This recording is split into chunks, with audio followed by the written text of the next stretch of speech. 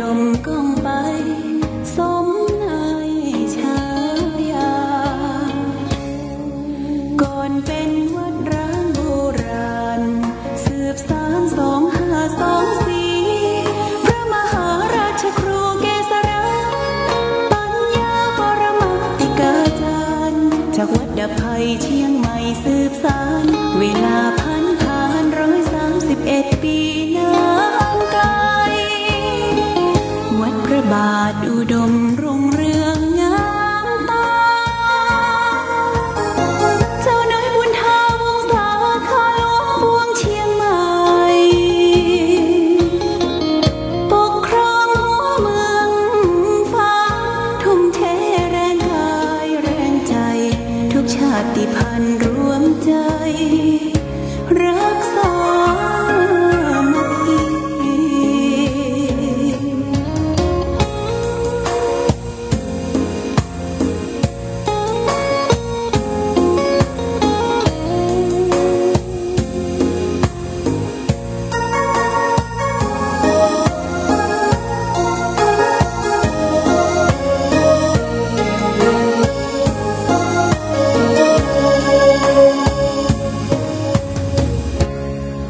ก่อนเป็นวัดร้างโบราณ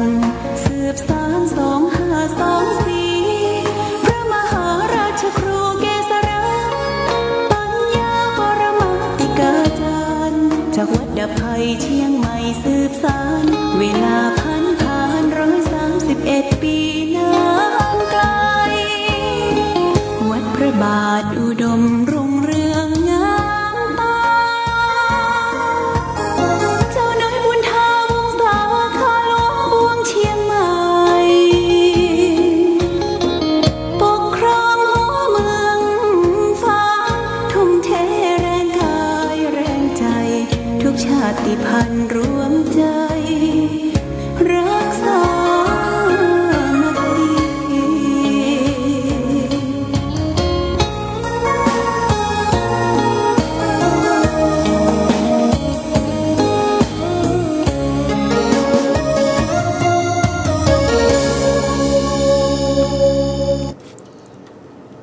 เจริญสุขศรัทธาสาธุชนญาติโยมท่านพุทธบริษัททั้งหลายวันนี้รายการธรรมะประทีปส่องต่างก็ได้มาพบปะกับพ่อแม่พี่น้องศรัทธาสาธุชนญาติโยมแห่งครั้งหนึ่งวันนี้เป็นวันศุกร์ที่10เดือนกันยายนพุทธศักราช2564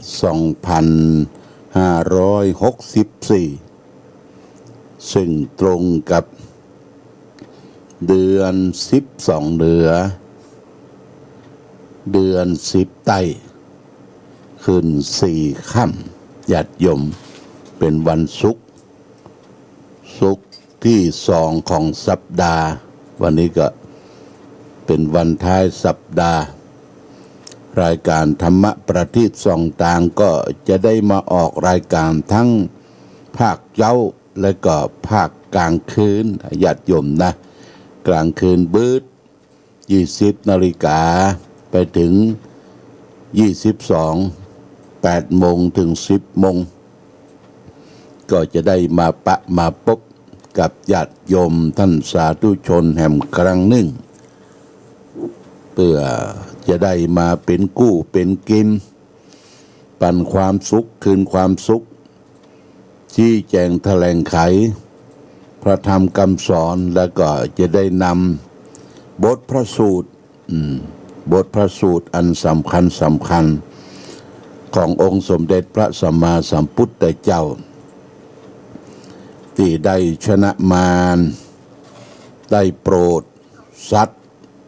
โปรดประชาชนในสมัยครั้งพุทธกาลเพื่อเป็นสิริมงคลแก่ตนตัวครอบครัวญาติโยมในช่วงที่เราได้ประสบภัยโควิด -19 ที่ยังระบาดอยู่ทุกวันเนี่ยเพื่อให้มันเบามันบาง มันปัดไปกับลมไหลไปกับน้ำไม่ไปกับไฟญาติโยมนะก็ติดตามรายการกันในค่ำคืนวันนี้โดยวันนี้อากาศท้องถิ่นเมื่อคืนที่แล้วก็ฝนตกญาติโยมนะตั้งแต่ตีสามตีสี่มาฝนก็ตกตกลงมาฝนตกก็ทำให้เฮาเนี่ยนอนหลับสบายเนี่ยบางทีการรับการนั่นบางทีโอกาสมันอากาศมันเย็นลมพัดดีก็นอนหลับสบายการนอนหลับพักผ่อนนั่นถือว่าเป็นกิจเป็นที่ร่างกายเฮาจะได้พักผ่อนแต่เป็นที่น่าสังเกตว่าเมื่ออายุไขวัยชราของเฮาเนี่ยญาติโยมนะคำว่าของเฮานี่ก็หมายว่าคนอู้กับญาติโยมนี่ก็เป็นปัจฉิมวัย60ขึ้นไปนี่มันจะรับสนิทนี่มันบ่ค่อยมีนะคำว่ารับสนิทคือรับสักชั่วโมงกา2 ชั่วโมงกามันรับไปบ่ฝันนี่เนาะบางทีก็ฝันรับสนิทแต่ว่ารับเนี่ยมันก็ทำให้เป็นช่วงญาติโยมนะเป็นช่วงบางทีเขาก็ต้องเปลี่ยนร่างกายเขานอนตะแคงพ่องนอนหงายพ่องแต่ว่าเปิ้นบ่ฮื้อนอนคว่ำนะญาติโยมแล้วก็ตะแคงนี่ต้องตะแคงข้างขวาจะไปตะแคงข้างซ้ายนี่เลือดจะไปบำรุงสูบฉีดที่หัวใจเขาบางทีเขาจะไปนอนทับถมเส้นเลือดที่ไปบำรุงหัวใจเนี่ยญาติโยมบางทีก็จะมีปัญหาเกี่ยวกับเลือดไปบำรุงหัวใจบ่เพียงพอก็ช็อตลวดไปก็ได้นะญาติโยมแต่ลักษณะการนอนองค์สมเด็จพระสัมมาสัมพุทธเจ้านอนตะแคงข้างขวาเอาเท้าเหลื่อมเท้าเอาเท้าเหลื่อมเท้าแล้วก็เอามือขวาเนี่ยพยุงที่บนกกหูบนกุดหูนอนแบบราชสีห์นอนแบบราชสีห์นอนแบบพร้อมที่จะลุกขึ้นมาทำความเพียรเนี่ยลุกขึ้นมาทำความเพียรแต่จะนอนกรนนอนอย่างนั้นมันอยู่ที่ร่างกายของคนเหมือนกันบางคนก็นอนขนนอนกรนนะขนบึกนะญาติโยมปดโตขนดังแต่ดังว่าบางทีเขาก็รู้สึกตัวที่เขาขนนะไปนอนใกล้กับไผ่ก็บอกให้นอนตัวนอนขนวะอันนี้ลักษณะการนอนการพักผ่อนเป็นการที่ย่อนตั้งกายเขานี่ต้องมีการพักผ่อนอินดูสงสารมันเอาใจเวียกใจการทำงานมาตลอดเนี่ยมันล้าญาติโยมมันล้ามันพักผ่อนแต่ว่านี่ก็ดูโทรทัศน์ญาติโยมดูโทรทัศน์คนวิเศษเนี่ยคนพึ่งตนคนวิเศษสารคดีของเกาหลีประเทศเกาหลีบอกว่าแม่ยิงป้อจายเพื่อก็ยังบอกพักผ่อนแต่อายุ60 ปลายนะเพื่อนไปดำน้ำลงเอาของญาติโยมของในน้ำก็เป็นหอยต่างๆเป็นปลาหมึกเป็นหอยการดำน้ำนั้นบ่ใจออกซิเจนนะญาติโยมเพียงแต่มีชุดดำน้ำแล้วก็มีหน้ากากแล้วก็เอวนี่ก็เพิ่งก็มีตะกัวทวงคือมันนักรอบเอวรอบเอวแต่ก็บางที่ก็เดินลงทะเลไปที่ทะเลน้ำลึกบางทีก็มีเรือไปส่งเรือนี่ก็ไปเฝ้าอยู่ฮะสมมติเรือมี24 คนตนขั้นเทพนะว่าตนขั้นเทพรายการตนขั้นเทพคนขั้นเทพแล้วก็เรือไปส่ง24 คนเจ้าของผู้ขับเรือนี่ก็ต้องตรวจดู แล้วจะมีทุ่นลอยสีแดงสีเหลืองเข้มเนี่ยกลมๆในทุ่นนั้นก็จะมีมีตาข่ายพอถึงได้ที่แล้วก็เปิ้นจะดิกหัวลงเอาตีนดิดจิ้วเข้าไปเนี่ยไปถึงก้นทะเลเนี่ยประมาณ15 เมตร10 เมตร15 เมตรน่ะก็ไปเสาะคว้าหาหอยหาปูหาปลาหาอย่างขึ้นมาประมาณ2 นาทีป่ายนะไม่ใช่ถึง3 นาทีเดี๋ยวขึ้นมาละจับตัวได้มาใส่กำมือแล้วก็เอามาใส่ตะกร้าใส่อันที่เปิ้นสานไว้ที่ทุ่นบนกันอันนี้บาใจเปิ้นบาใจเกี่ยวกับออกซิเจนนะดำดิบกั้นลมหายใจ2 นาที3 นาทีอยู่ปื้นน้ำดำขึ้นดำลงอย่างเป็ดญาติโยมคนก็อายุ60 ป่าก็ยังไม่ย่างเตื้อนะเป็นตั้งแม่ยิงป้อใจเสร็จแล้วก็ได้ของมาเต็มถุงแล้วเต็มถุงอย่างกับเปอะนะถ้ามันมีเรือไปส่งที่ยางน้ำลึกก็เตียวขึ้นมาเปอะขึ้นมาเปอะทั้งทุ่นเปอะทั้งของก็เอามาเทโอ้เปิ้นข้าจะหมดแรงเรียกว่ากั้นหายใจลงน้ำญาติโยมเมื่อเกิน3 นาทีนะอันนี้เปิ้นทำได้เนอะเปิ้นทำได้เนี่ยคนขั้นเทพนะญาติโยมนะคนขั้นเทพ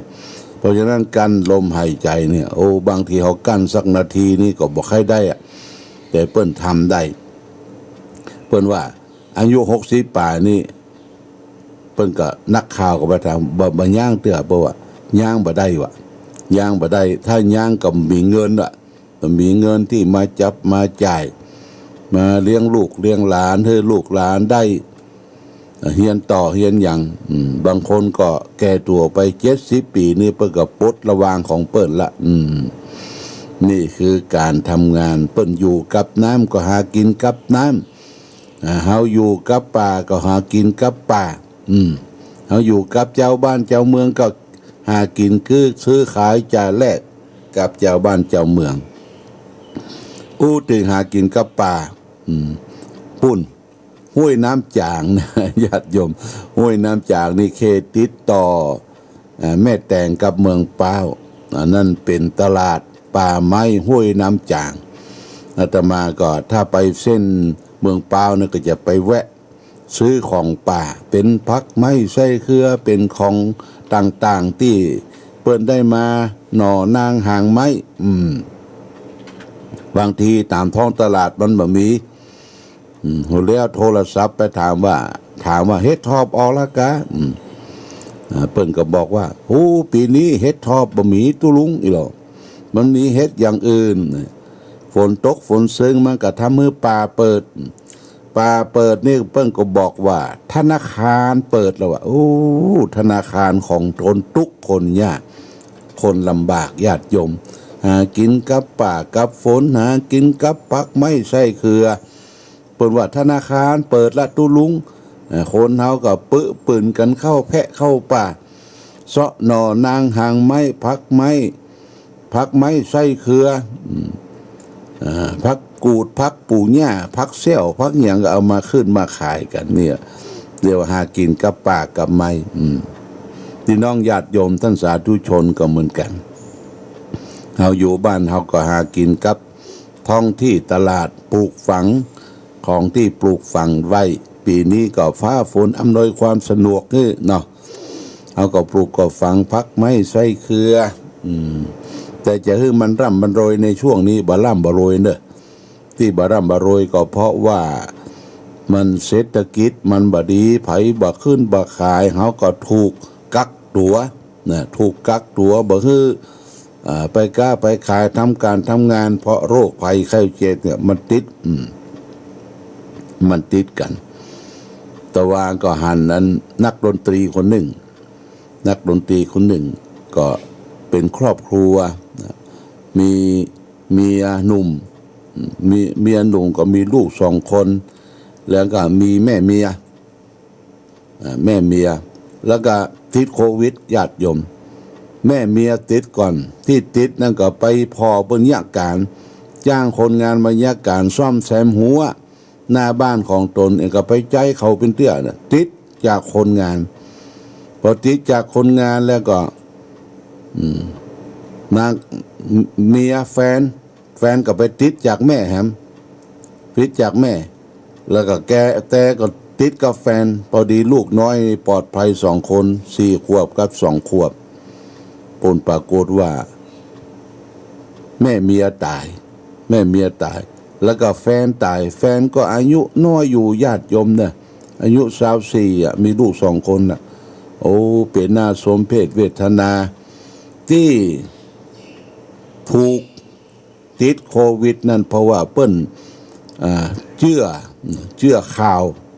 ดูข่าวนักลำไปว่ากลัวบ่ไปฉีดวัคซีนบ่ไปกลัวตายฉีดแล้วกลัวตายกลัวเจ็บกลัวป่วยไปเชื่อข่าวที่ออกถึงวันนี่นะว่าฉีดแล้วจังไปช็อกไปตายเชื่อก็เลยบ่ได้ฉีดวัคซีนป้องกันญาติโยมเมียก็เลยตายแม่เมียก็เลยตายก็ละทิ้งลูก2 คนก็คือแกเลี้ยงดูเป็นน่าสมเพชเวทนานี่ญาติโยมนะอันนี้ก็เรื่องราวข่าวต่างๆและแถมเรื่องนึงที่แม่แตงเนี่ยหมู่บ้านฟักดาบที่น้องจีน่าที่ได้หายไปเปิ้นเสาะปะปบละประเด็นนี้น้องจีน่าได้หายไป2 วันปลายญาติโยมโอ้เฮาไปดูแม่ดูพ่อเนี่ยทนทุกข์ทรมานแม่ก็จะพร้อมก็จะตายกับลูกพอได้ทราบข่าวว่าปะน้องจีน่าแล้วโอ้เป็นลมพับไปน่ะก็ได้ความฮักความผูกพันญาติโยมประเด็นนี้เปิ้นปะปบแล้วก็เป็นเปิ้นหมอแพทย์ได้นำไปสู่โรงพยาบาลเริ่มต้นที่แม่แตงและนครพิงค์ปลอดภัยละญาติโยมแต่ตำรวจกำลังสืบสวนดูว่าประเดี๋ยวนี้มันมีแก๊งนะญาติโยมนะมีแก๊งลักพาลูกหลานเยาวชนนะน้องจีน่าเนี่ยหายไป2 วันป่ายนุ่งผ้าชุดเก่าตัวมอมแมมแต่มีบาดแผลยังแต่ประการใดแต่บ่ได้อาบน้ำก็ยังมีชีวิตอยู่พอตำรวจไปปะที่ห้างกลางให้เปิ่นเอาแลตตาซอยโอ้มันตึงบัดสวะเนอะแลตตาซอยดูกินติ๊กญาติโยมนะเป็นน่าสมเพชเวทนาละอ่อนขั้วปลายเนี่ยมันบ่จ้างจ้างจ๋ามีคนลักพาไปเพิ่นกำลังสอบอยู่พาไปจะเอาไปเรียกค่าไถ่ก็จะไปเอาไปเป็นลูกก็จะไปเป็นการก้าคนกันแต่ก่อนนี่เฮาได้ยินข่าวว่าจังลักละอ่อนไปเอาไปเป็นข้าทาสเอาไปเป็นคนใจเอาไปเป็นขอทานญาติโยมนะเอาไปเป็นขอทานนี่ค้ามนุษย์กฎหมายรุนแรงนี่เปิ้นก็เฮาก็ดูข่าวพอข่าวแล้วก็โอ้ดีใจด้วยที่ละอ่อนรอดปลอดภัยอันนี้ก็เป็นเรื่องเป็นราวที่เกิดขึ้นในปัจจุบันเอาละญาติโยมท่านสาธุชนวันนี้เอาธรรมะทางสุขใจมาฝากคือแก่ญาติโยมสักเรื่องหนึ่งวันนี้เอาเลยว่าสุดขอบฟ้าสุดขอบฟ้าเรียกว่าตีนฟ้าตึกสุดขอบฟ้าเนี่ยญาติโยมนะเพิ่นก็บอกว่าในโลกนี้บ่มีภัยดอกบ่มีภัยที่จะเกิดมาแล้วมีแต่ความดีอย่างเดียวหรือทำแต่ความชั่วไปตลอดชาติอย่างเดียวแต่ได้ทำความดีความชั่วเนี่ยปะปนกันไปคนเฮาทุกคนจึงมีนิสัยที่เสียอยู่ในชีวิตเหมือนกันทุกคนจะต่างกันก็แต่เพียงคนไหนทำดีทำเสียมากน้อยกว่ากันเท่าอันนะเมื่อเป็นอย่างนี้แล้วคนเฮาก็มัวเมาแต่สอดสายตามองหาแต่ความผิดความเสียของคนอื่นของภัยต่อภัยโลกนี้จึงเต็มไปด้วยผู้ร้ายทั้งนั้นญาติโยมไม่มีคนดีที่เหลืออยู่เลยเขาจะเอะอะโวยวายนะเที่ยวไปโพลธนาไป มองคนอื่นไปว่าไผบ่อยแล้วคนนั่นคนนี้มีแต่คนร้ายเต็มบ้านเต็มเมืองมีแต่ความสกปรกความเลวก็จะเกิดขึ้นแก่ตัวผู้ดูแลมองคนอื่นที่สุดนั่นเองเบื้องแรกเขาก็จะเชื่อว่ายังฟังใจว่าไม่มีภัยที่จะดีไปกว่าตัวนะนอกจากนั้นก็มีทิฐิมานะความทะนงตัวความเย่อหยิ่งจองหองจึงจะติดตามมาเป็นพรวนกิเลสตัณหา108,500เนี่ยจะเลี้ยงกันมาขึ้นในใจของเขานั่นเองคือความเลวทรามคนลวกคนฉลาดทั้งหลายเนี่ยเขาก็เลือกดูแต่แง่ดีของคนอื่นบอกว่าผู้นั้นจะดีมักดีน้อยอย่างใดก็เชื่อไว้ก่อนว่าเขามีดีเหมือนกันคนที่นี้เป็นผู้ที่มีความเบิกบานในจิตในใจและญาติโยม